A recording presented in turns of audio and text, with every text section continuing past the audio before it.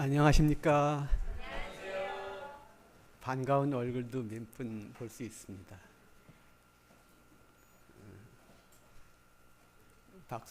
박종수 장로님과는 덕석교회에 같이 있었습니다. 장로님은 언제나 열정이 넘치시고 활기차시고, 저는 그때 덕석교회 교육전도사로 있었습니다.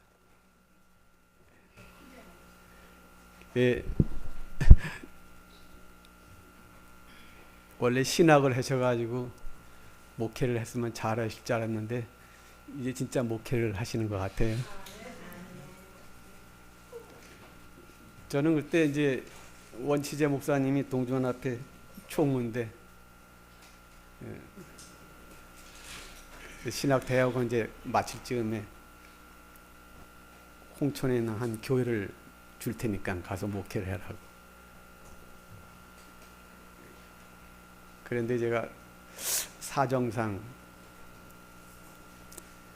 안 갔습니다. 저희 아이들이 항상 한참 초등학교, 중학교 다닐 때고, 저는 설교를 하려면은 그때만 해도 한 이틀은 금식을 했는데, 화요일, 금요일, 안식일, 그럼 밥은 언제 먹지? 매일 굶어야 되는데. 근데 지금은 교회 해라 그러면 잘할 수 있을 것 같아요. 왜냐하면요, 설교를 하는 게 아니고 여러분들에게 설교를 하라고 하면 되기 때문에. 원래 엘렌 G 화이트에 계실 때는 안식일날 이렇게 설교 많이 안 했습니다. 뭘 했냐면은 영적 친교라는 것을 했습니다. 한 사람이 3분씩 온 교인이 돌아가면서 이 앞에 나와서 오직 하나님에 대해서만 말을 하는 겁니다. 또 자기가 한 주일간 생애하면서 하나님의 은혜에 감사했던 것, 그걸 나와서 말하는 겁니다.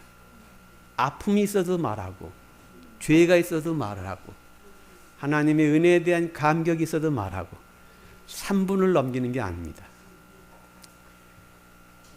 이게 2시간 동안 113명이 돌아가면서 했답니다. 그래서 화이트 부인께서 뭐라 하셨냐면, 영적 친교는 반식일날 반드시 해야 될 것, 성경 강의는 해도 되고 안 해도 될 것, 설교는 안 해도 될 것.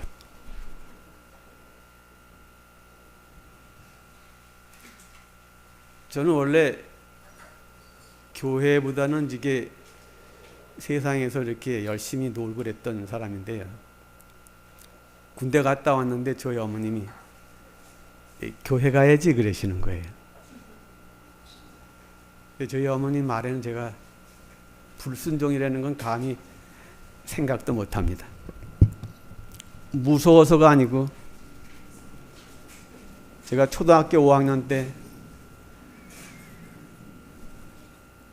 저희 어머님이 교육시킨다고 서울로 올라갔는데요, 저는 아버지가 6살 때 돌아가셨습니다.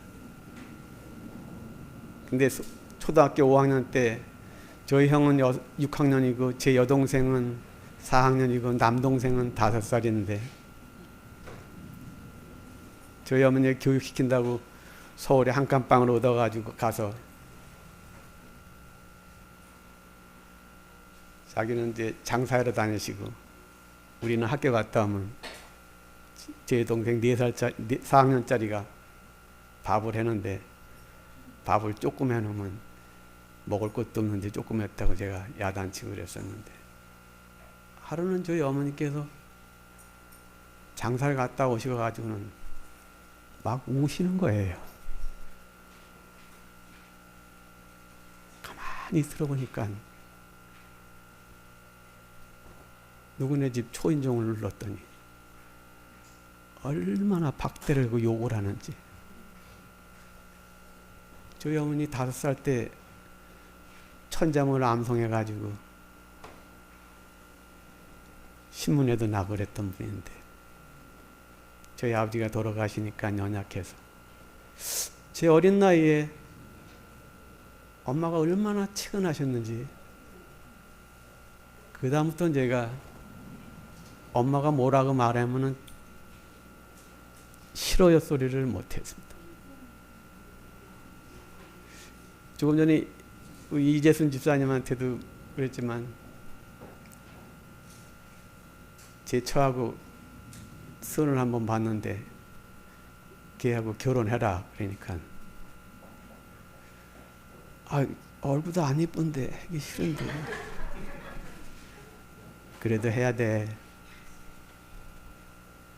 제가 처 얼굴 2번 보고 이름도 모르고 나이도 몇 살인지도 모르고 처갓집 식구가 어디 사는지도 모르고 어머니가 해라서 결혼했는데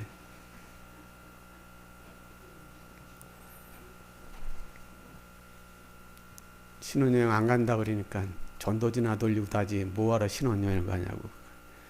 너 때문에 가니? 걔 피곤할까 봐 가지. 그러면 알겠습니다. 가겠습니다. 교회 지남이나 가가지고 아침 저녁에 예배만 드리고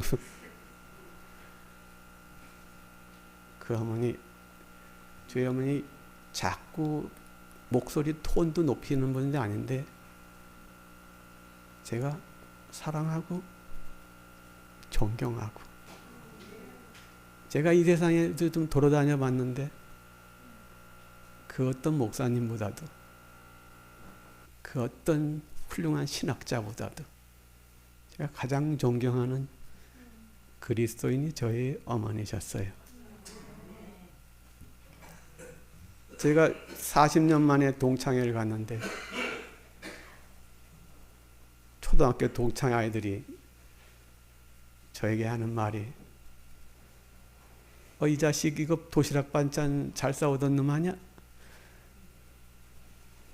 동창회 40년 만에 가가지고 구탱이 가가지고 하루 종일 감사합니다 엄마 못 알아봤습니다. 교회를 다녔는데요. 제가 여기 인볼동에 많이 왔습니다. 오늘 청소년들 패스파인더 안식일에 대한 것을 말하라 그랬는데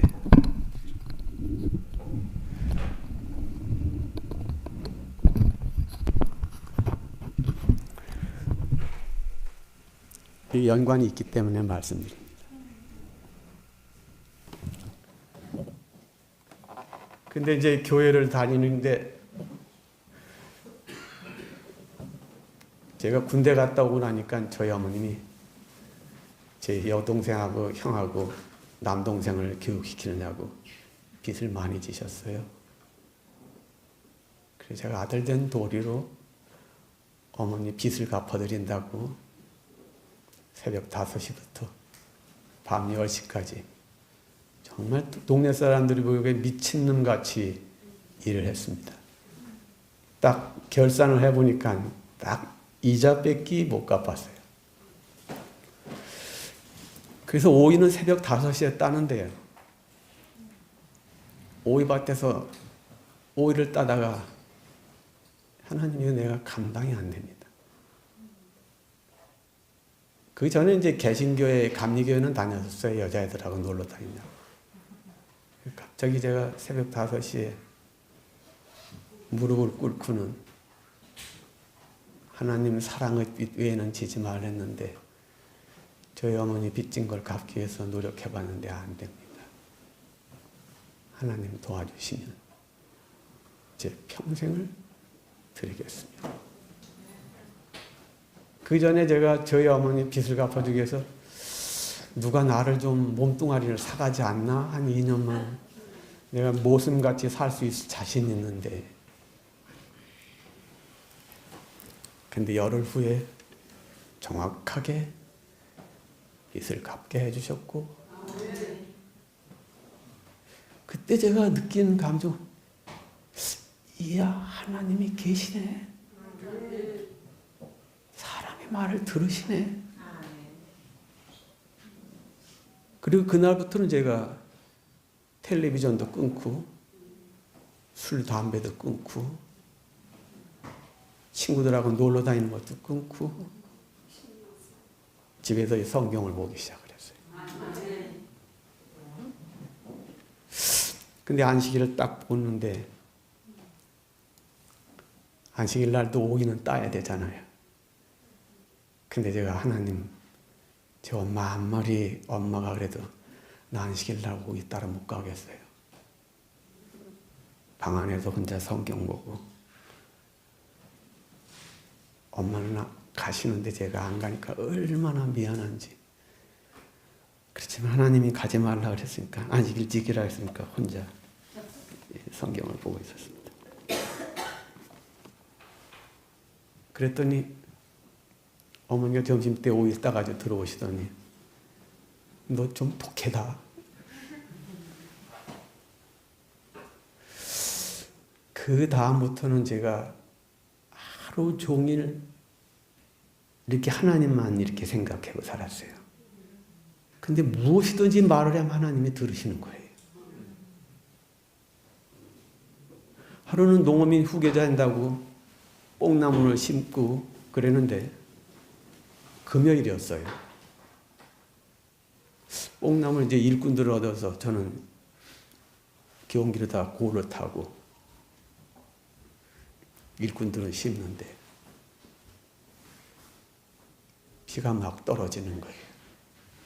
제가 경운기를 세워놓고는 한가운데서 무릎을 꿇고 하나님, 오늘 이걸 다 못다 심으면 내일은 안식일이기 때문에 하나님, 이것이 너를 넘어가면 안식일 지키기가 대단히 위험해집니다. 하나님, 비 좀 멈춰 주시옵소서.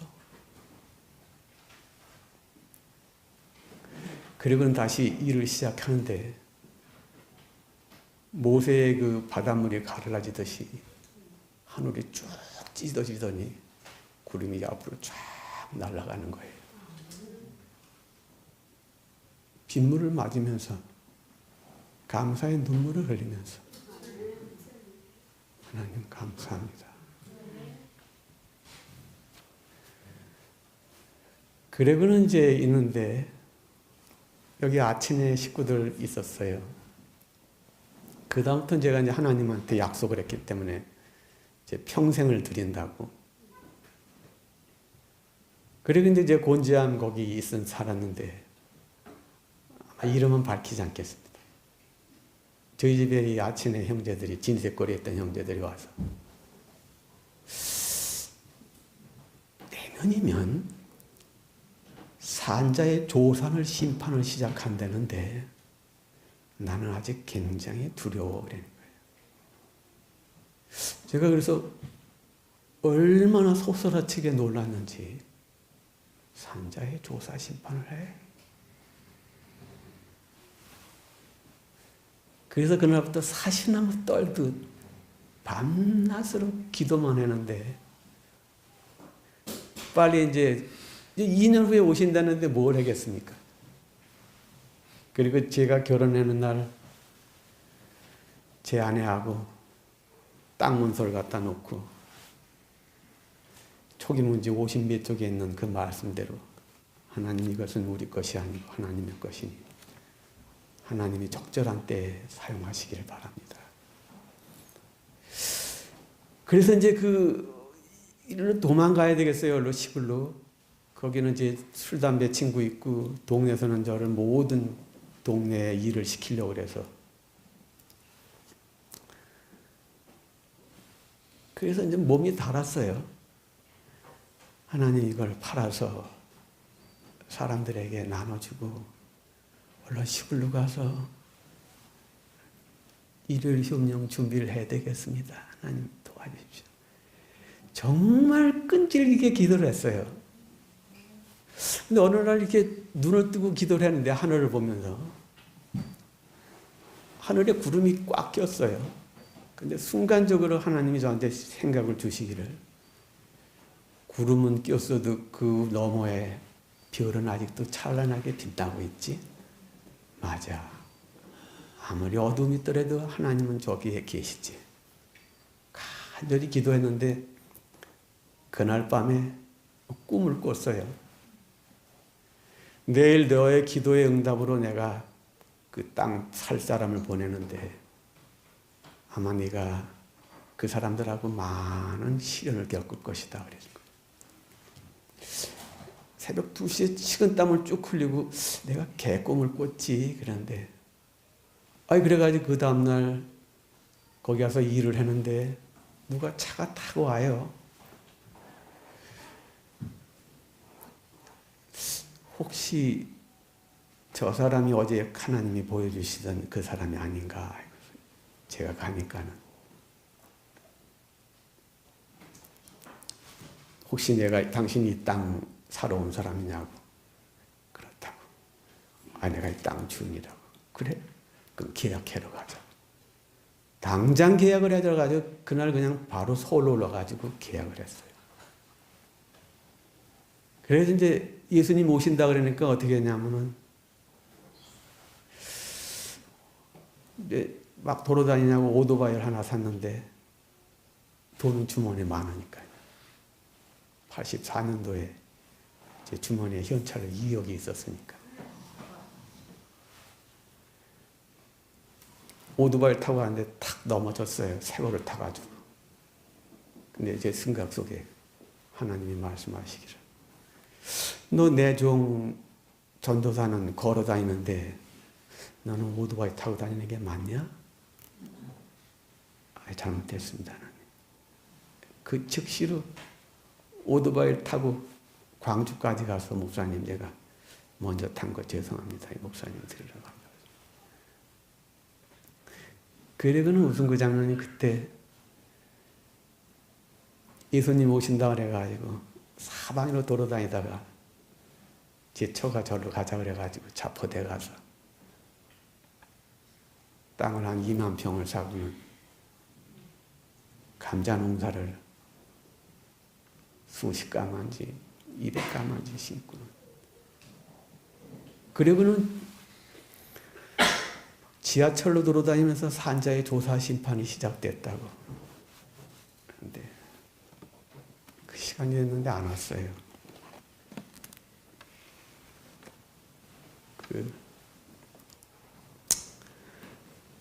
그래서 다시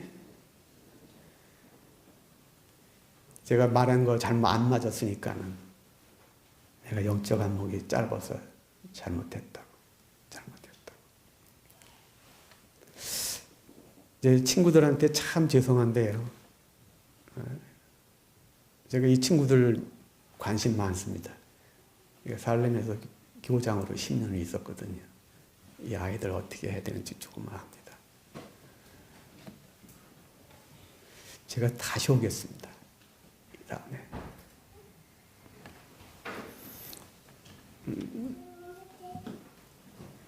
왜 이야기를 하냐면은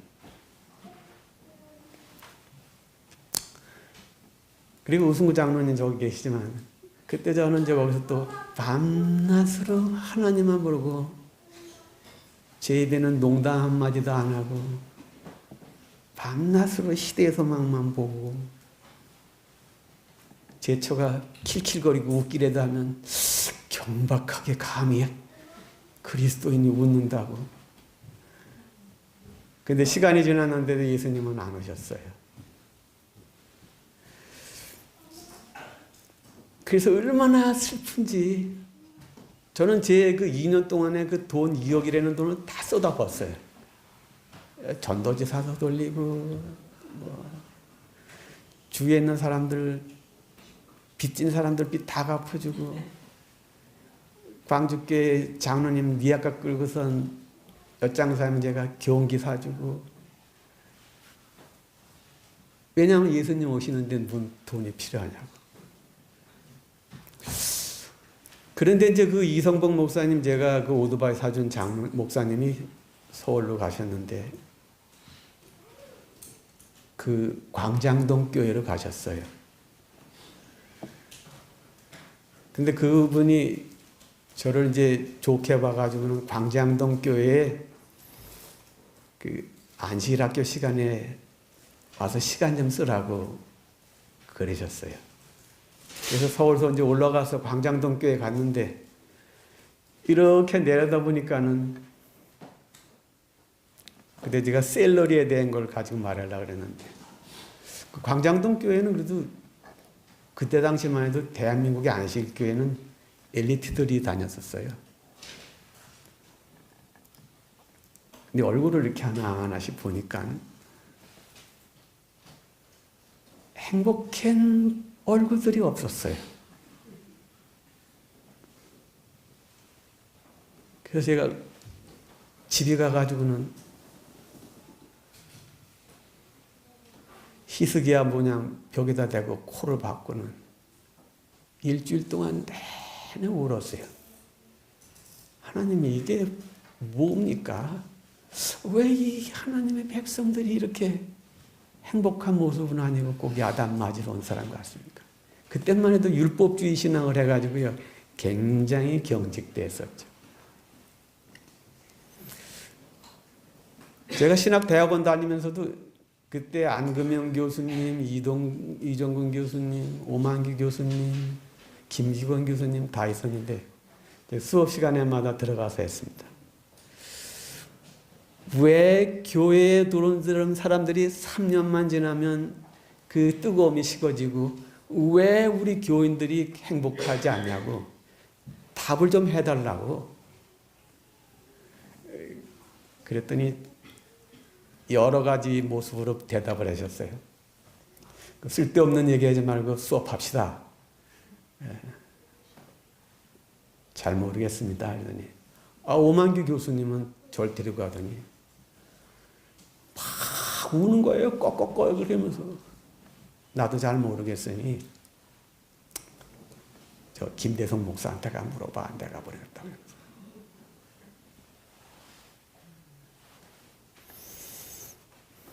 그래서 그 답을 찾느냐고 여기까지 살았습니다. 사실은. 신학교도 가보고, 신학대학원도 가보고, 좌충우돌하고. 근데 저한테 그렇게 속 시원히 답해주는 사람이 별로 없었어요. 근데 이제 우승구 장로님 저기 계신데, 제가 이제 연합예배를 드리러 가면 미산교회를 갔어요. 근데 거기 가면은 장로님 죄송합니다. 이렇게 음식을 이렇게 양념 없는 거 음식 좋아하는 사람들 또 두세 가지만 좋아하는 분들도 있고 하나는 이렇게 이러지도 저러지도 못하고 그냥 고춧가루도 먹는 분들 이렇게 그거 가지고 굉장히 이렇게 관심이 많았어요. 저는 이제 의문이 생기면은 그 답을 찾을 때까지 집요하게 파고드는 뭐가 있어요. 속 시원하게 답 나올 때까지. 그러다 이제 재림교회사를 보는데요. 화이트 부인 돌아가시고 났는데 엘렘스 헤이븐에 그 화이트 부인 사시던데 주위에는 이태리계 포도농사하는 사람들이 살았습니다. 근데 화이트 부인께서는 장을 보러 가시면 아주 재치 있게 사교적이면서 재밌게 하셨대요. 꼭 사야 될 것을 이렇게 적어가자는데 얼마나 화이트 부인하고 장 보러 가는 게 즐거웠으면 그 이주에 교회 안 다니는 포도 농사에 포도즙 만드는 사람들인데 그들이 화이트 부인하고 같이 다녔었대요. 자, 제가 오늘 만일에 죽으면 사람들이 저에 대해서 뭐라고 평가를 할까요? 근데 제가 뭐 우리를 말하는 게 아니고요. 화이트 부인이 돌아가시고 났는데 그 주위에 있는 이태리계 포도 농사하던 사람들이 화이트 부인을 뭐라고 표현하셨을까요?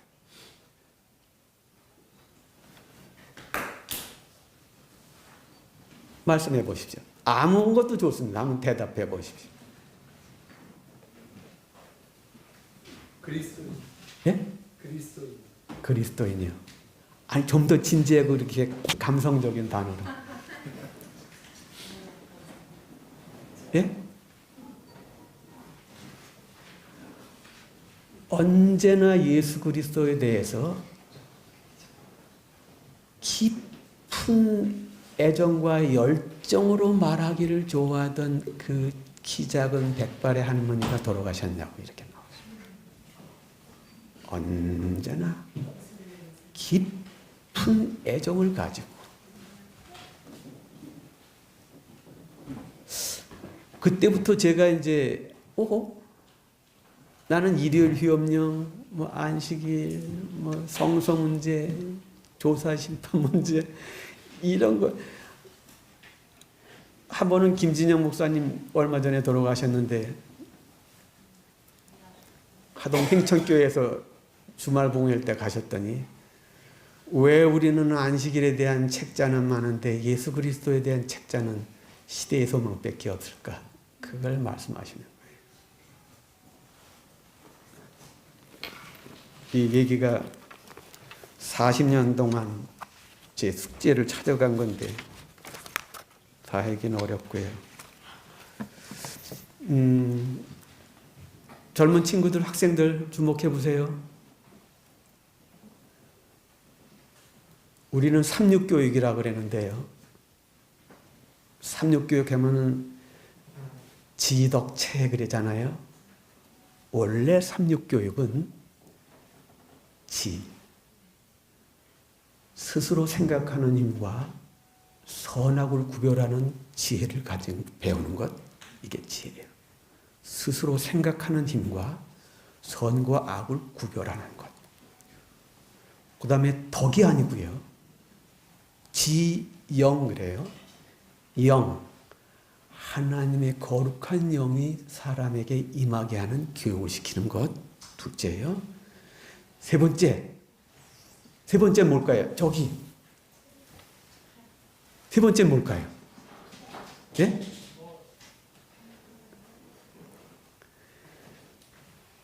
체해가지고 삼육학교에서는 이제 체육을 했는데 원래 화이부인이 하셨던 계획은 지영 노동 그래요. 네. 어릴 때부터 이 스스로 선과 악을 구별하는 스스로의 힘을 배웠고, 그러니까 아이들한테 강요해 가지 말고요. 좀 시간이 걸리더라도 어떻게 생각해? 그리고 아이들한테는요, 감성적인 언어를 사용해야 됩니다. 감성적인 언어가 굉장히. 제가 학교 다니면서 왜 어떤 아이는 잘 귀를 경청하는데 어떤 아이는 왜 경청을 안 할까 했더니 엄마하고 대화해서 이렇게 따다다다다다 하고 막 이렇게 캐느냐 그 아이는 이렇게 듣는 걸 싫어해요. 근데 엄마가 아니 이 감성적인 대화를 한 아이는요 선생님이 조금 관심 가지고 기울여주면요 쏙쏙 들어요. 공부 잘하는 비결은 선생님하고 학생하고 누가 마음이 맞췄는가 이게 선생님이 좋으면요 큰 수업 시간은 즐겁고요. 선생하고 그렇게 관계가 나쁘면요 시간만 계속 보게 되거든요. 그러니까 교육의 제일 시발점은 이 아이들의 마음을 훔치는 데 있어요. 마음을 얻지 않다면 아무리 많은 것을 한다도 마음을 얻는 데는 것은 시간이 좀 걸립니다. 한참 걸립니다. 이 마음을 얻으려면 정말 학생들한테 뭐랄까 굉장히 가까이 다가가야 되고요. 마음을 얻은 다음에 이 아이들이 빨아들이기 시작하면 안 듣는 것 같은데도요.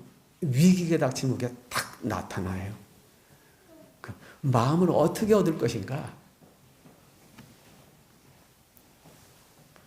내가 오늘 안식일 날 몇 가지를 여러분들한테 얘기해 줄 게 있었어요. 안식일은 우리가 기쁜 날인가요? 하나님을 기쁘시게 하는 날인가요? 예? 그럼 엿새 동안은 뭐 하시고요? 안식일 날은 우리가 기쁜 날이에요? 하나님을 만족시키는 날이에요?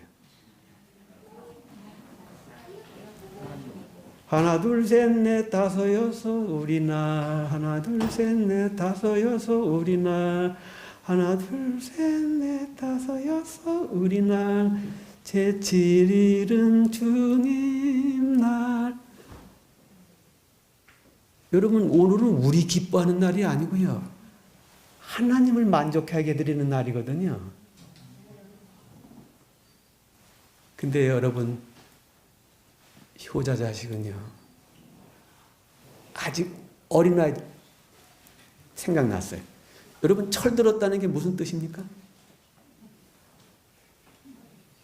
예? 요새는요, 남자아이는 34살에 철들고요, 여자아이들은 한 30살에 철든다 그래요. 철들었다는 게 무슨 뜻이에요?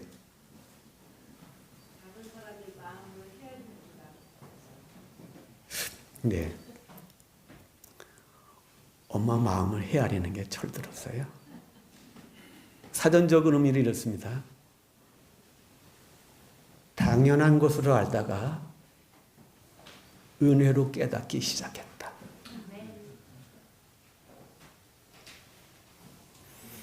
제가 무서운 것을 한번 봤는데요,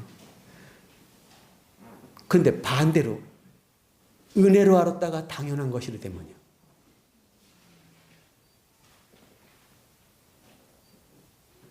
선생님한테 은혜를 입었다고 할 때는 이 아이들은 무섭게 변해요. 보세요. 철이 들면 뭐냐면 엄마한테 달라고 그러기보다는 엄마한테 드리려고 하죠. 안 그렇습니까? 그러면 오늘 우리는 하나님께 뭘 달라고 한 겁니까? 하나님을 기쁘시게 하기 위해서 왔습니까? 그럼 하나님을 어떻게 기쁘시게 할 거예요? 예? 누가 그랬어요? 감사합니다.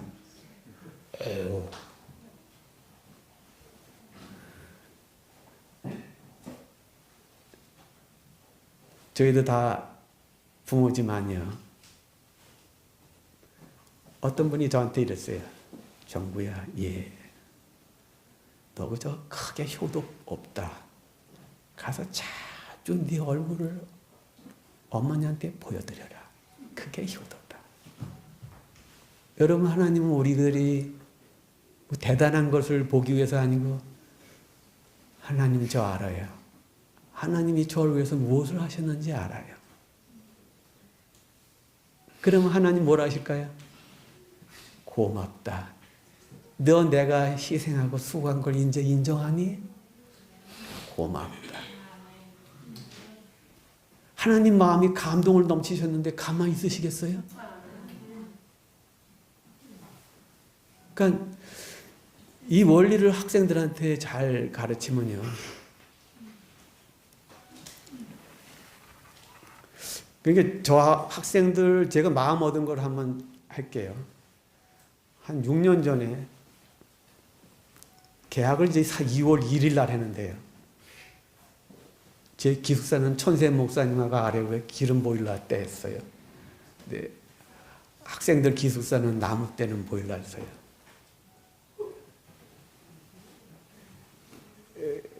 미안해. 오늘 너희들한테 정말 미안해. 근데 너희들을 대한 것은 사실 어른들이 더 중요해요.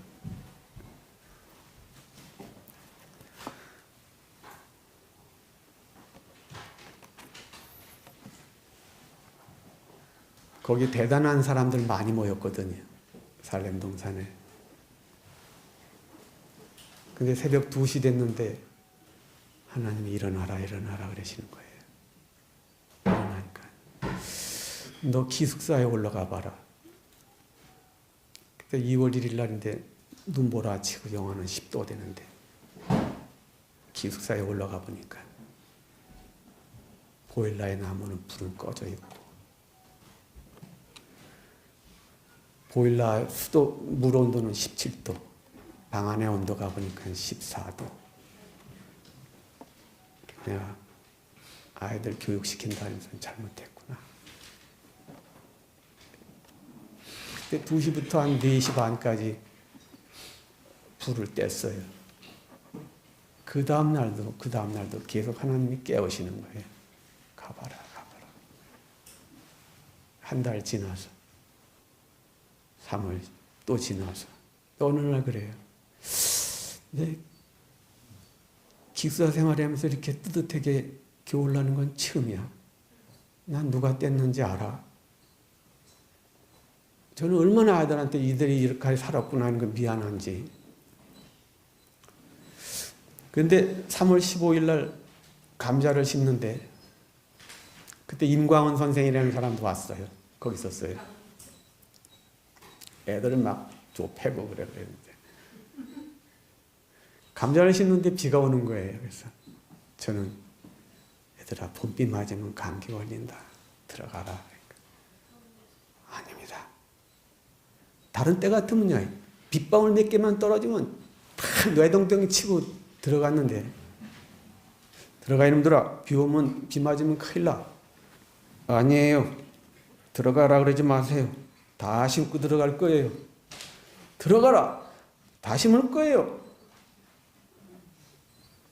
근데 그때 제 눈에 눈물하고 빗물이 막 쏟아지는 거예요. 아이들이 내 마음을 조금 이해해 줬나? 얼마나 행복한지요. 비는 맞는데. 거기 제가 처음에 갔더니만 운동장이 반은 풀밭이라 제가 교장이라고 갔다가는 양복 웃도리만 벗고 하루 종일 풀을 뽑고 제가 청소해 갔으면은 아무도 거들떠도 안 봐요. 근데 한 5년 지나니까 겨우 따라서 해다가 6년째 되니까 제가 혼자 빗줄을 쓸고 있으니까 아이들이 빗자를 들고 막 뛰어와요. 그래서 야 임마 너희들 내가 오라고 말도 안 했는데 왜 빗자를 가지고 오냐니까. 얘가 그러는데 장로님이 빗자루 가지고 오랬대는데요. 그런데 그 아이는 입양한 아이예요. 제가 그 아이한테는 단 한 번도 언성을 높여질 않았어요. 부모가 친부모가 아니니까 힘들죠. 언제나 격려니까. 혼자 가긴 가야 되겠는데 혼자 가면 장로님한테 아부 떤다는 소리 들을까 봐 애들 보고 같이 가자 그래서 데리고 뛰어온 거예요. 그날 얼마나 행복한지. 우승우 장로님 거기 소나무 있는데 아시죠? 갈립 떨어지면 거기만 지날 때만 해도 그 아이들이 제 마음을 알아줬다는 거에서 얼마나 행복한지. 제가 교육의 완성은요, 그 잘못된 걸 보고 스스로 능동적으로 움직이면 그 아이는 교육의 꼭대기에 올라왔어요. 이 아이는요, 어디를 갔다가 놔도 모든 사람들한테 사랑을 받아요. 제가 쉬면서 청소할 때 요기 하라 그러면 요기 하지 말고 그 옆에까지 봐. 요기 하는 사람은 종놈이고 저기까지 하는 사람은 주인이야. 그랬더니 하나는 이제 여자아이가 졸업하고 나가더니 문자가 왔어요. 장로님. 내가 이제 교장 선생이라 그러면은 학생들한테 교장 선생님하고 장로님하고 어떤 게 좋아? 그러면 교장 선생님하면 거리감이 있고요. 장로님은 더 편해요. 그래서 뭐부터 교장 선생님 빼 이랬더니 그 아이가 문자가 왔어요. 졸업하고 얼마 있다가 장로님 제가 오늘 사장님한테 폭풍 칭찬을 들었어요. 그 아르바이트를 했는데 여기 청소를 했는데 그 주위까지 다 했더니 그 사장님이 말씀하시기를 너 같은 아이가 어디서 왔어? 너 같은 아이가 도대체 어디서 왔어? 어디서 왔습니다. 그러니까 야 요새도 너 같은 아이가 있니? 그 자기를 폭풍 칭찬을 해드리는 거예요.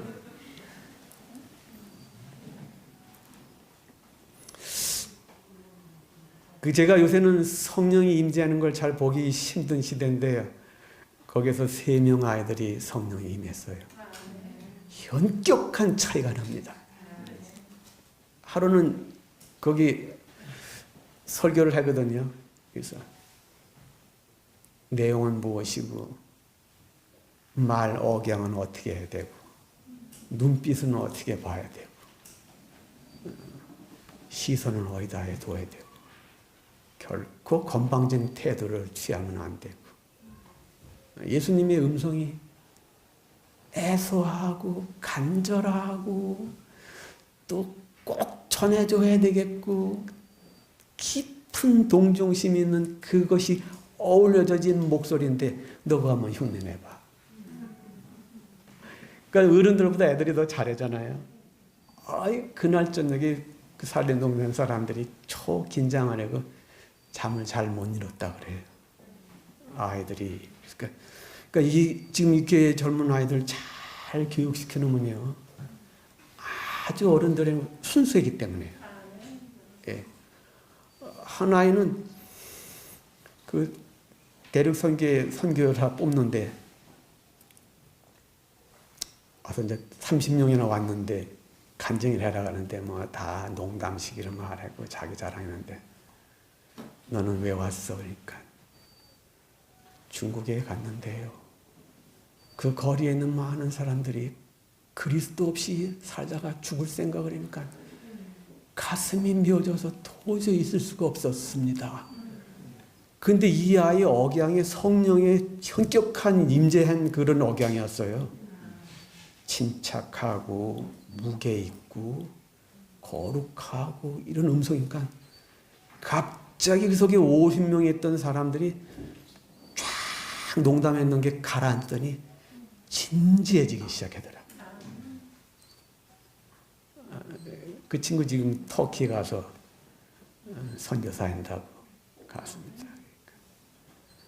저는 여러분 모든 어떤 것보다 이 젊은 친구들한테 온 애정을 쏟는다면요.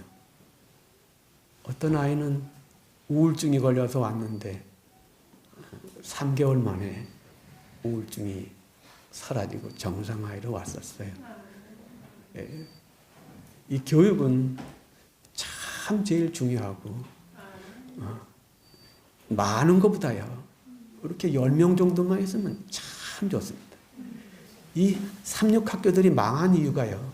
죄송합니다. 이 교육이 무너진 게 뭐냐면 제가 필리핀에 있는 마운틴뷰 대학교에 갔었는데요. 그 학교의 타이틀은 이게 예수님 오실 때까지 빛을 비춰라. 이게 학교에 적은데 그 학교의 학생들이 적을 때는 대학 총장님, 교수, 학생들 다 함께 오전 4시간은 노작을 하고 오후에는 공부를 했어요. 근데 그때 부잣집 자식이라 그래도 노작을 안 하면 밥을 안 줬어요. 그때 당시에 신학교 나온 아이들은요, 지방에 전도회를 가면은 지방 교회에 있는 장로들이 우리 집에 와서 자, 우리 집에 와서 자. 그래가지고는 잠은 자기 딸내미를 훅 집어넣었대. 이건 보증수표라. 아이아스 나온 친구들보다 이 마운틴뷰 찰리지 나온 친구들이 어디 가든지 사랑을 받고요. 몸으로 때우고 그러니까 감동이에요. 어떤 친구는 16살에 와가지고요. 26살에 졸업을 해가요. 예. 한 학기 공부하고 한 학기 일하고. 근데 이게 학생들이 많아지니까 욕심이 생겨서 학생들 많이 오니까 이렇게 관리를 못하니까. 그러니까 우리 선지자학교에서 제일 중요하게 다루는 과목이 뭐냐면 저녁 때 화로불을 놓고 대화 나누는 거예요.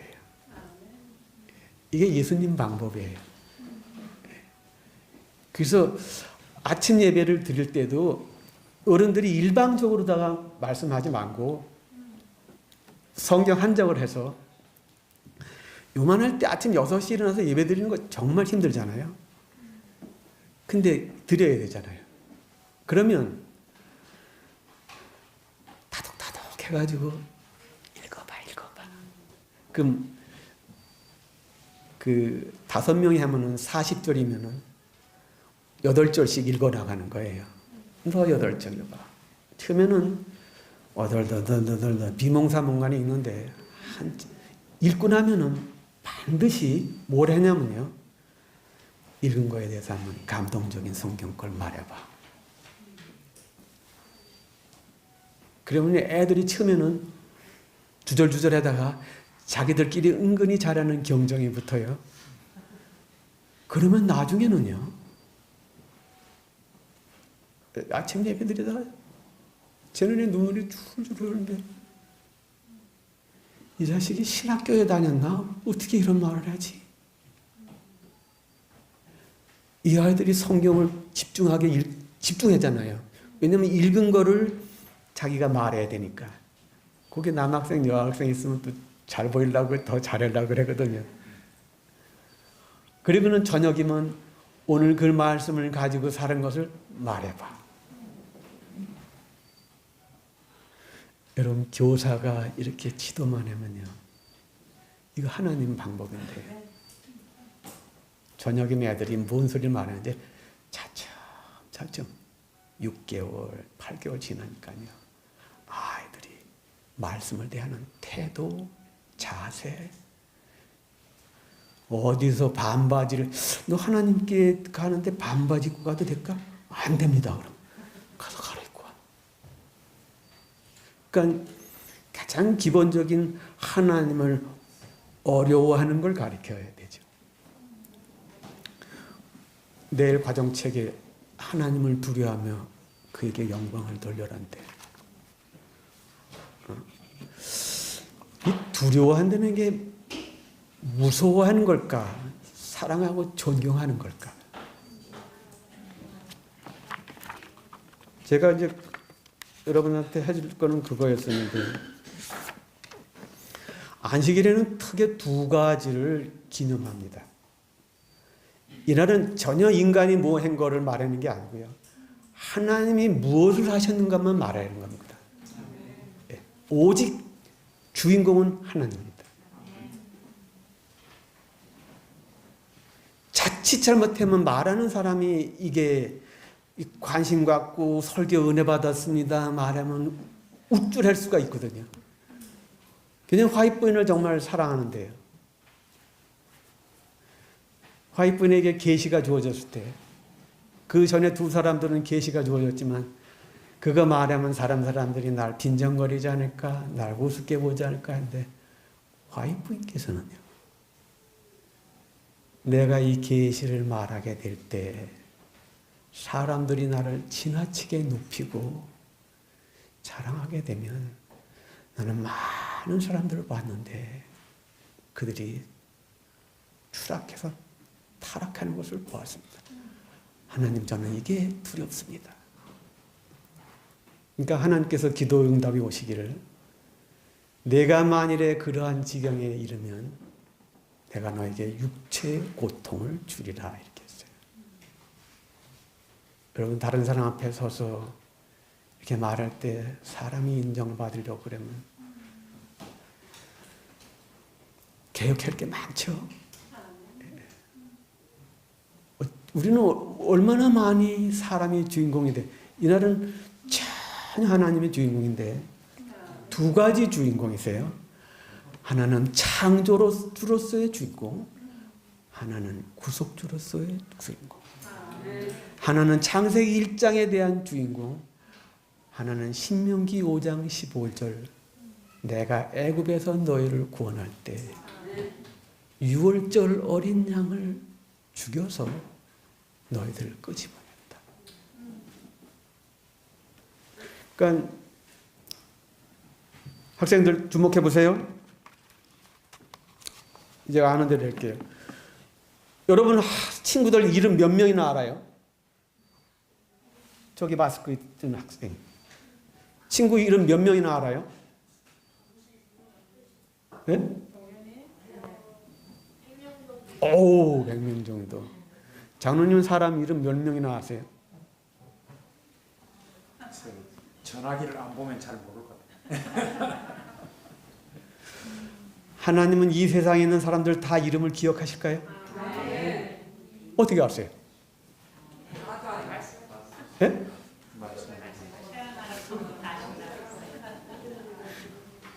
근데 동시에 이 모든 사람들의 이름을 다 아실까요? 근데 이 세상에는 사람 이름 몇 명이나 돼요? 80억. 예. 자, 여러분 대낮에 별을 몇 개나 볼 수 있는지 아세요? 아니, 밤에? 우리 육안으로다 별을 몇 개 볼 수 있는지 아십니까? 예? 인간이 밖에 나가서 별을 헤아릴 수 있는데 몇 개 정도 볼 수 있는지 아세요? 망원경 없이. 예? 30개? 네. 사람의 육안으로 다 헤아릴 수 있는 게 7,000개 내지 8,000개랍니다.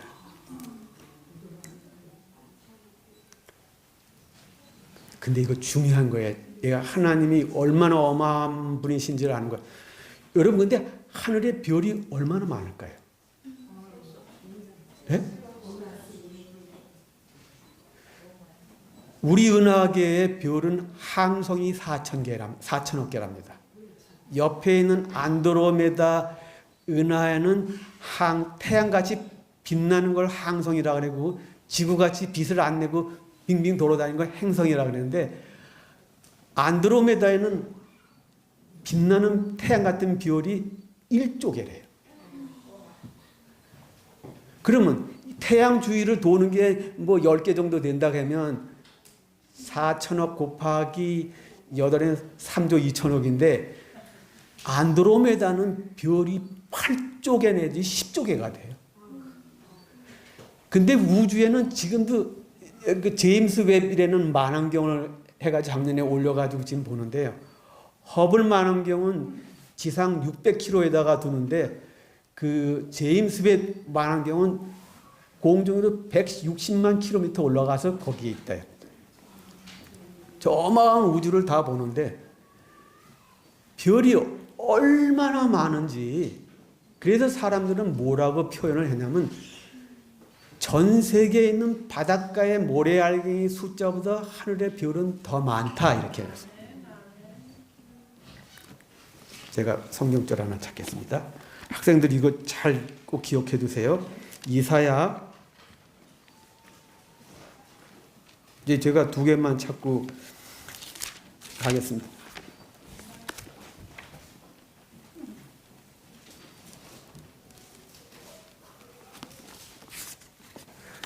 이사야서 받았어요? 성경책? 네.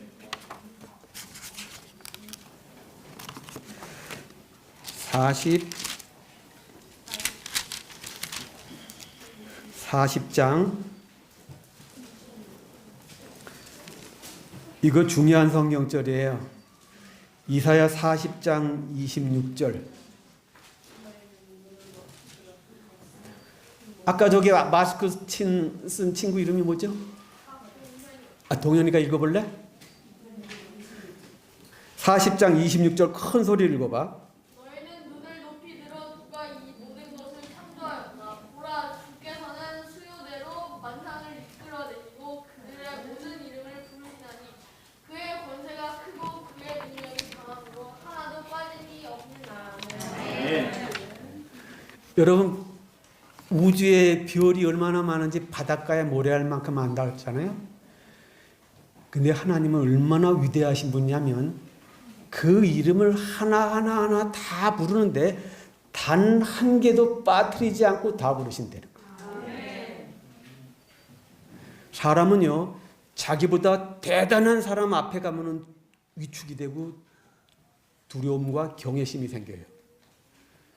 있잖아요. 어린아이 학생들한테요.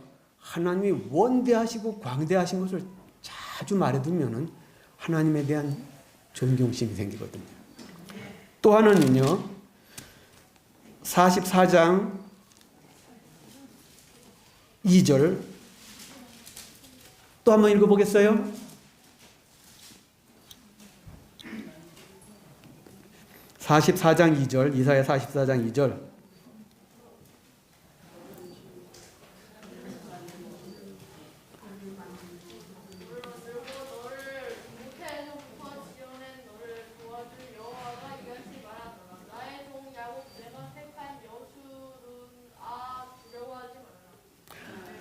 예. 이 다른 성경에 보면요. 너를 만들고 너를 못해 했는데 영어 성경에는 자궁 이렇게 돼 있어요. 학생들 주목해 보세요.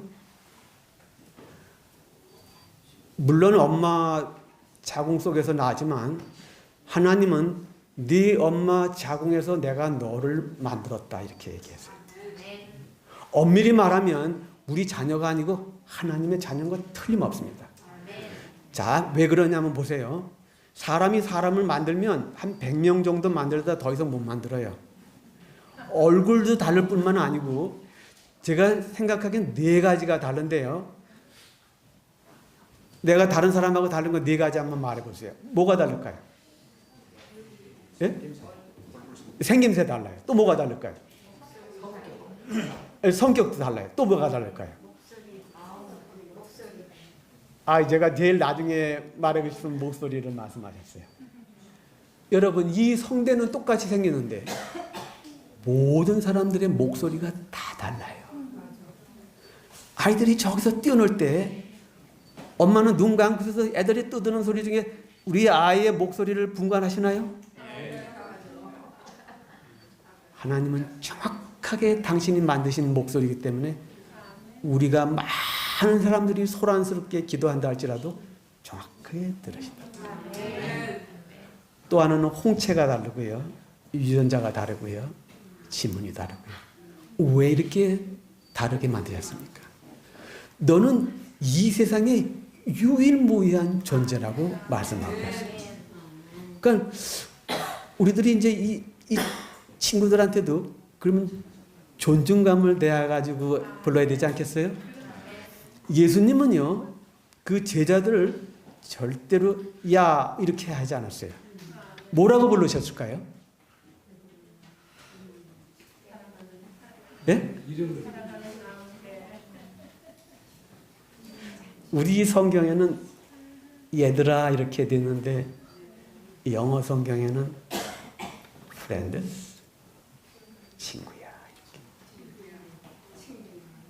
우리 친구 나사로가 가룟 유다한테도 친구야. 수평적인 관계지 수직적인 관계가 아니셨어요. 네. 학생들한테 접근하려면 수직적인 관계로 했는데 예수님은 수직적인 관계에서도 더 내려가셨어요. 그러니까 아이들이 이 잘못을 느끼면 어떻게 하냐면 몸을 비비 꽈요. 어떻게 할 수가 없어서.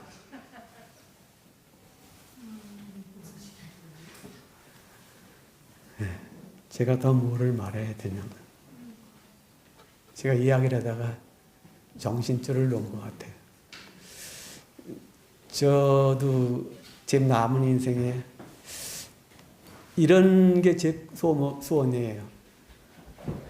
우리 교회 아이들 잘 크다가 초등학교 고학년 올라가든지 중학교 들어가서 이렇게 친구들 잘못 만나가지고 잠깐 방황하는 친구들, 그런 친구들 해다가 이렇게 잘 이래가지고 바르게 세우는 게 장로님 제 마지막 꿈입니다. 예, 그들 자꾸 인간적으로 인정해주고, 예, 인정해주면 돼요. 인정해. 예. 잘못을 책망하기보다는 인정해주고, 인정해. 근데 하나님도 인정받고 싶을까요?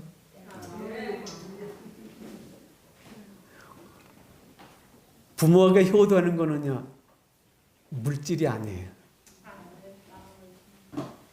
부모한테 효도하는 거는 엄마, 아빠. 나 이제 엄마나 아빠가 나를 위해서 뭘 했는지 이제 알아. 고마워요. 그때 우리 부모님들 있잖아요. 네가 이제 날 이해하는구나. 고맙다. 오늘 우리 하나님께 그런 인정해 드려야 되지 않겠습니까? 예수님 십자가에서 벌게 벗고 매 맞고, 여러분 1888년에 와그너가 기별을 높이 들었는데요. 27살에 어떤 야영회에 참석했는데 갑자기 그에게 십자가에 매달리신 그리스도가 보였어요. 이야, 이게 나를 위해서 이렇게 달리셨구나 했대. 그가 크게 감동을 받고는 결심하기를 내 일생을 이것을 증거하는 데 온몸을 바치리라. 우리는 십자가가 아니고 십자가에 매달린 그리스도를 봐야 됩니다. 거기서 무슨 일이 벌어진 건지. 우리는 올라가는 걸 좋아하는데 예수님은 한없이 이걸 안식일 날 계속 돌아가면서 말하면요, 이 아이들이 안 듣는 것 같지만 다 듣습니다. 결정적인 것을 선택할 때 이 아이들이 무섭게 그것을 들춰내요. 그러니까 발로 안 된다고 해서 낙심할 것도 없고요. 꾸준히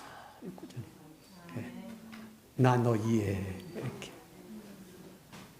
그러니까 예수님은 얼마나 오래 기다리셨는지 몰라요. 우리 세대에 이 아이들 자라나는 것을 보지 못하고 죽을 수도 있지만 하나님은 그것을 결코 사라지지 않게 하실 거예요. 예. 그러니까 눈웃음을 치고 명랑한 어깨로. 제가 학교에서 한 번은 그 카자흐스탄을 한번 갔는데 거기 여자분들은 칼이 안 들어서 제가 칼을 갈아줬더니만 한국 남자들은 다 너 같으냐고. 한국 남자들은 다 칼 갈아준다 그랬더니 나 한국 남자 소개시켜달라 그래. 근데요, 통역을 세우고서는 이제 대화를 하는데 예언하신 얘기를 했는데 캄보디아 사람들은 어떻게 대답하는지 아세요? 아니 캄보디아 아니라 카자흐스탄. 와, 금발이 돼 잘생긴 여자인데 이렇게 얘기해요.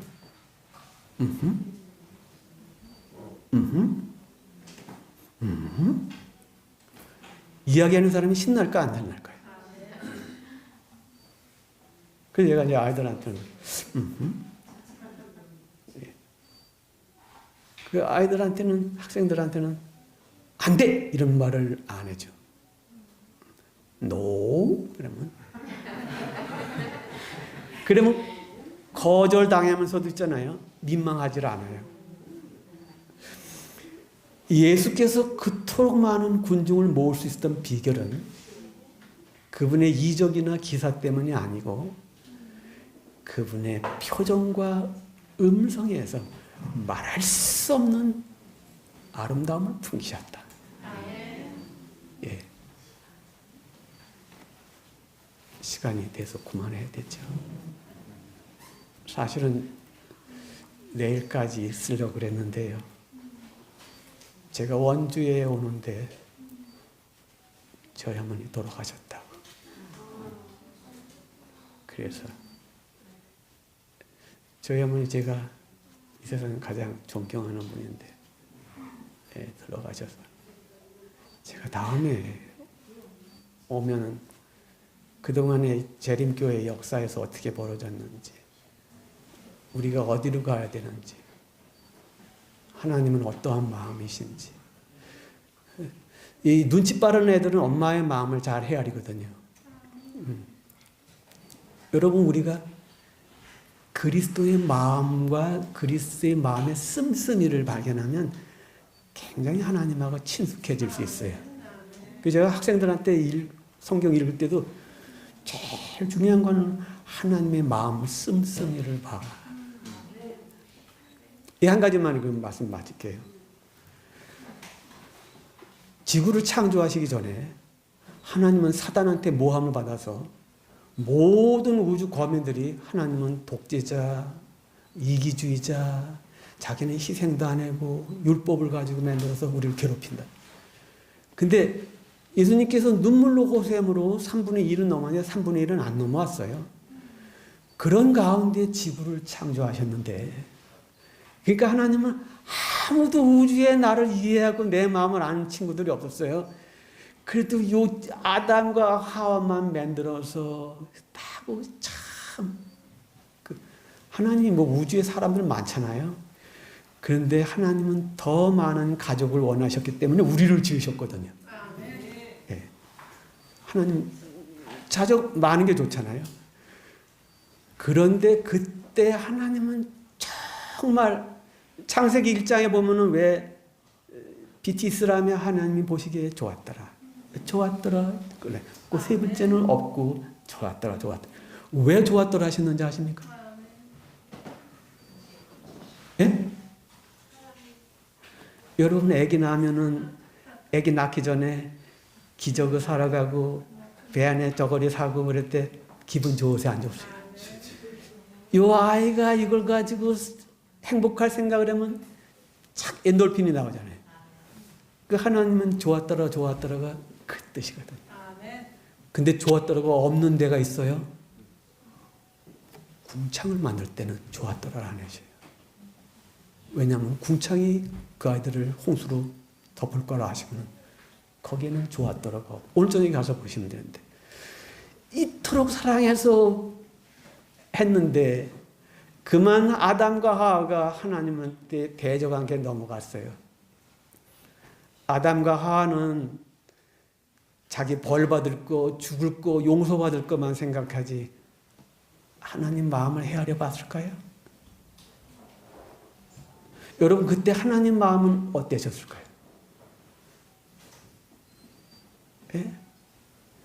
요놈들이 커가지고 그래도 나를 옹호해 줄 줄 알았는데, 내 편을 들어줄 줄 알았는데 요거까지 마저 넘어갔어요.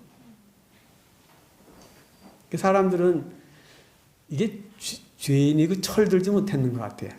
내가 구원받을 거, 내가 복받을 거 생각했는데 하나님 마음을 보면은요.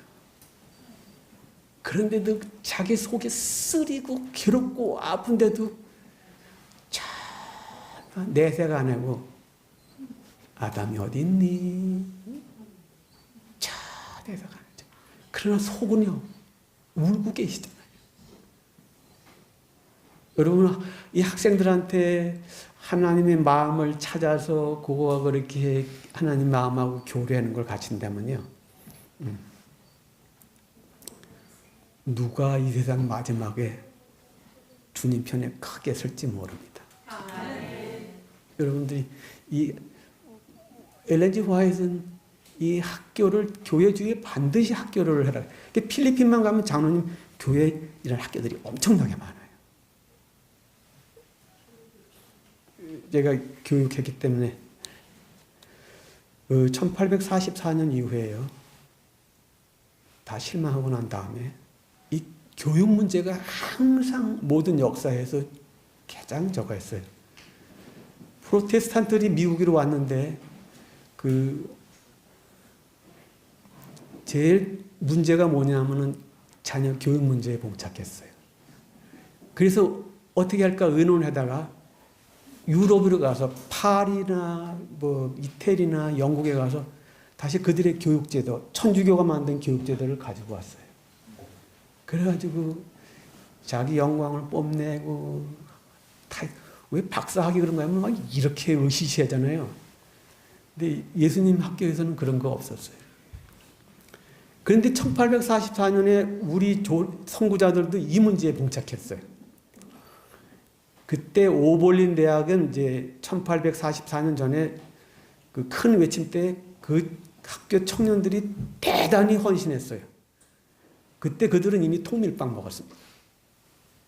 이 밥상에서 누구든지 후춧가루를 치는 거 보면은 퇴교당했어요.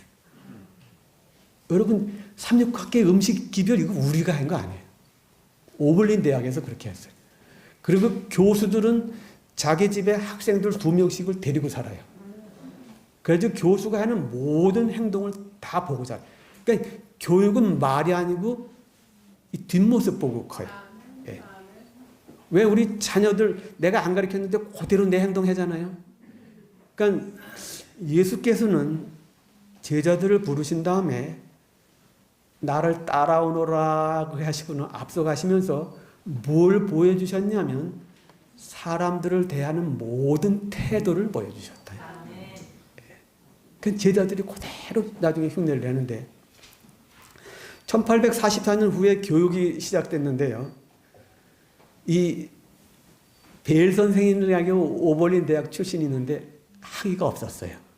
근데 화이트 부인께서 학교를 배틀크릭에서 멀리 떨어진 데다가 큰 땅을 해서 학교를 세우세요 했더니 그 당시에 지도자들이 벨 선생은 학위가 없다고 쫓아버렸고 에이 거긴 뭘 그렇게 해. 배틀크릭에다 한 7,000평 8,000평 하는 땅을 해가지고 거기다 학교를 하고 천주교식 경쟁하고 교만해지고 의시되고 상장 주고 그 제도를 딱 채택을 했어요. 화이트 부인은 저 LA 쪽에 가 있는 동안에 그래서 화이트 부인이 제재를 가하려고 딱 그러니까 하나님이 뭐라고 하셨냐면 놔둬라. 저들이 너를 버린 게 아니고 내 방법을 버렸다. 저들은 크게 내버려두려. 분명히 후회할 날이 올 것이다. 그래서 화이트 부인이 여러 날을 울으셨다 그래요. 근데 화이트 부인이 이제 1888년 후에 그것을 호주로다가 이제 발령 나가지고 가셨는데 호주 가고 싶어서 가신 게 아니고 이제 이렇게 흐트린 거거든요. 팀을. 제가 나중에 그거는 말씀드릴게요. 이거 아주 중요한 내용이 거기 있어요. 호주로 가셔서 아본데이를 했는데 거기서도 지도자들이 여기다가 세우세요. 아 이거 척박한 땅에다가 뭘 합니까? 안 됩니다. 안 돼요? 화이트는 혼자 빚을 얻어가지고 거기다가 탁 집을 지어놓고는 딱 들어앉으신 거예요. 그러니까 호주 교회 지도자들이 그걸로 가셨어요. 해가지고 생긴 게 아본데일 칼리지인데요. 기록이 열매가 말을 해요. 70년 동안 졸업생의 80%의 학생들이 하나님께 헌신했다 이렇게 됐어요. 이번 한국 3년 학교 졸업하고 교회 남아있는 애들이 3% 내지 5%입니다. 근데 교회 남아있는 애들 근데 교회 역사에 보면은 70년 동안 무려 졸업생의 80%가 헌신했대요. 이 교육사의 전무후무한 기록이랍니다. 그러니까 제일 학생들하고 친숙해지는 건 뭐냐면요. 땅을 가지고 같이 노작을 하는 거예요. 그 안산 쪽인가 거기서 일반 학교에서 그 학교 주위에 이제 개발지라 그 땅이 있어서 학생들하고 상추 농사를 했더니 학생들이 2가지가 변하더랍니다.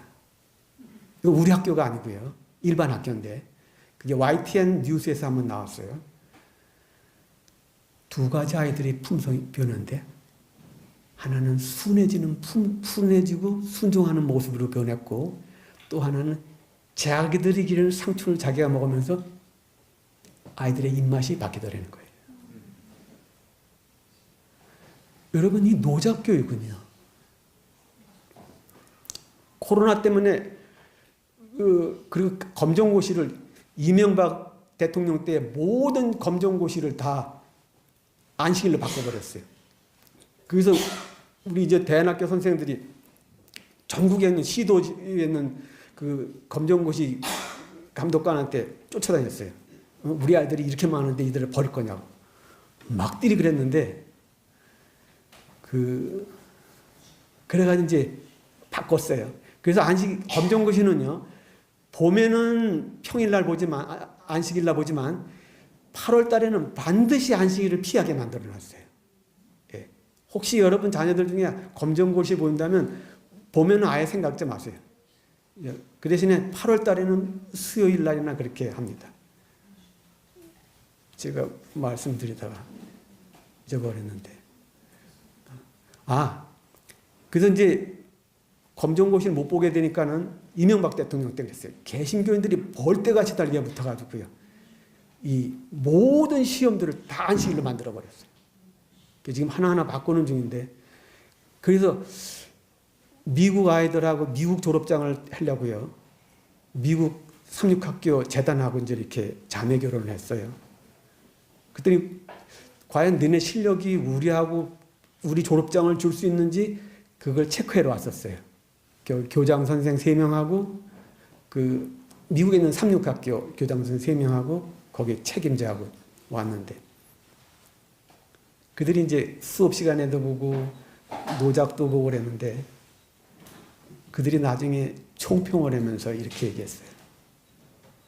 우리들도 너희들이 하던 거를 버렸는데 내가 미국 가면은 우리 학교도 내가 너희들 같이 다시 시작하겠다.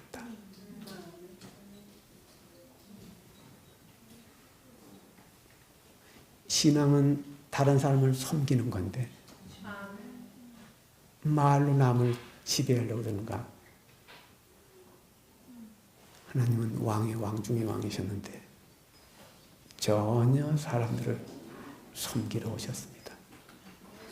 저는 이 교회가 그 어떤 교회보다도 희망이 있고, 이 파스파인더를 통해서 이렇게 그냥 안식일 오면은요, 아이들 데리고 천개 가서 지내시고요. 그리고 일요일이면 텃밭을 만들어서 같이 노동을 하십시오. 거기에는요, 영적인 거에 대한 굉장히 귀중한 것이 있어요. 신학대학원에서는 못 배웠는데 아이들하고 해다 배웠는데요. 여러분, 영적이라는 게 무슨 뜻입니까? 영적이라는 게 무슨 뜻입니까? 네? 말씀해 보세요. 예수님이 어떤 것을 닮은 거예요?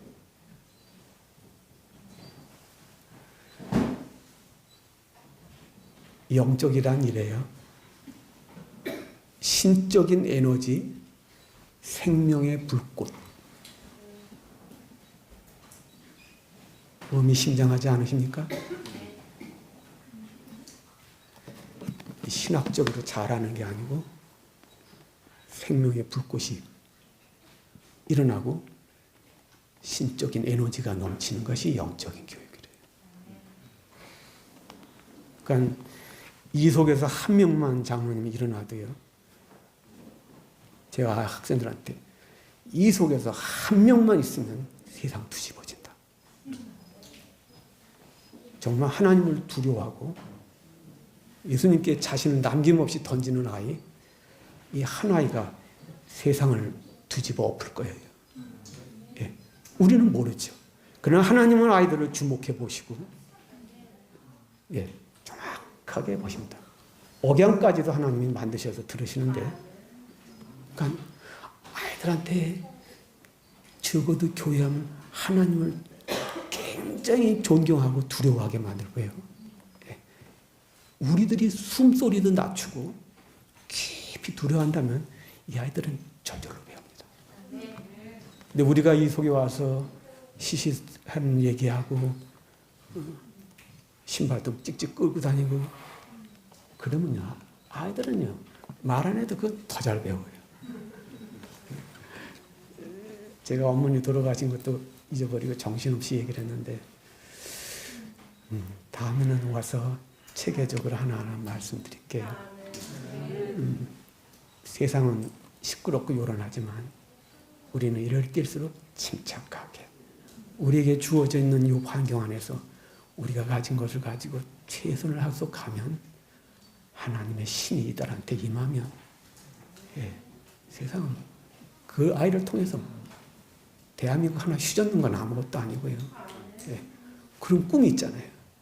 역사적으로 다니엘이나 요셉이나 이런 사람들이, 근데 그들에게 특별한 것은요, 지극히 작은 거 하나를 굉장히 소중하게 다룬다는 거예요. 예. 줄 맞추는 거 하나, 신발 정리하는 거 하나, 이런 걸 작은 거에서 순종하고 해놓은 걸 가르칠 때 나중에 뛰어난 사람이 됩니다. 세상 아이들 지식 많고 떠드는 거 나중에 이 아이들 앞에 와서 무릎을 꿇을 거예요. 큰 그림을 그리시고 꿈을 가지시고 숫자나 제가 거기 있으니까 시설도 없고 뭐 이렇게 해가지고 교육 되겠어? 그러니까 맞아. 근데 예수님 학교는요.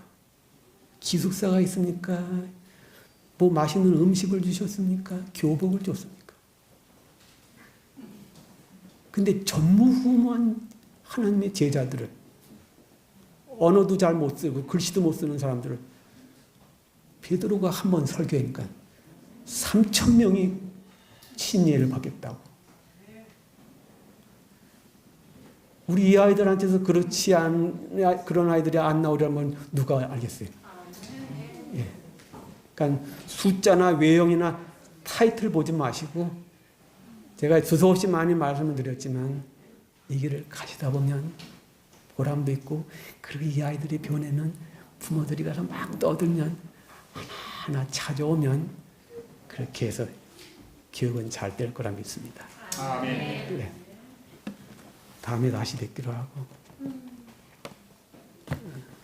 많은 걸 하려고 그랬는데 기도하고 마치겠습니다. 하늘에 계신 우리들의 아버지, 크고 두렵고 위험이 가득하지만 한없이 또한 다정하시고 섬세하시고 사려가 깊으시고 한없이 우리를 따뜻하게 안아주시는 하나님이 우리들의 아버지이심을 인해서 감사를 드립니다. 오늘은 하나님께 만족을 드리는 날인데 하나님 우리는 압니다.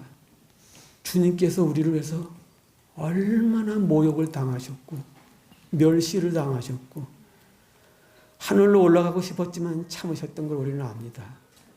아버지 하나님, 이 교회에 어린 학생들이 있는데 그들이 예수님을 덩굴선이 감고 올라가듯이 마음으로 예수님을 칭칭 감으라고 하셨습니다.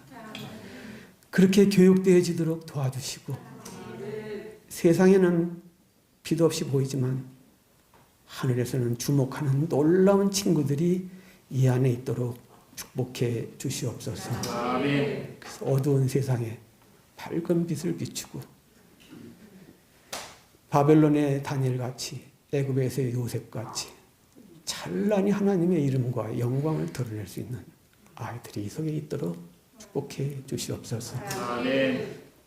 박장로님과 이 모든 사랑하는 성도들이 주님 안에서 사랑으로 연합해서 한 마음으로 하나님을 섬기고 하나님의 아름다운 명예를 드높이고 또 이곳에서 아름다운 교육이 되어지고 있사오니 그 일하는데 혼연일체가 되어서 주님 오실 때 많은 열매로 주님의 나라에 갈 수 있는 가족들이 일어나도록 이제로부터 영원까지 주님께서 함께해 주시고 축복해 주시옵기를 주 예수 그리스도 이름으로 기도드립니다.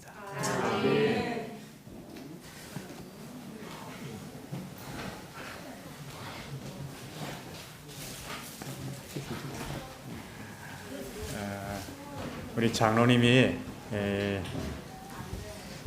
여러분 오늘 저녁에 시간을 쓰실 때 마음이 어땠겠어요? 그런데 어머니가 돌아가셨다는 그 소식을 접하고 원주에서 접하고 또 여기 와서 오늘 저녁에 이렇게 왔으니 시간을 쓰시려고 그렇게 하고 그래서 참 우리가 아쉽지만은 장로님이 이제 가셔서 장례를 치르셔야 되고 그래서 참 매우 아쉽습니다. 근데 제가 존경하는 분 중에 한 분입니다. 아주 예수님을 많이 닮은 우리 장로님이신데 다음 기회에 우리 학생들한테 또 좋은 그런 말씀을 한번 또 기회를 드리기로 하고 오늘 저녁에 이렇게 애써주신 장로님께 감사드리고 장례 일정이 잘 맞춰질 수 있도록 하나님께서 도우시기를 기도드립니다. 감사합니다.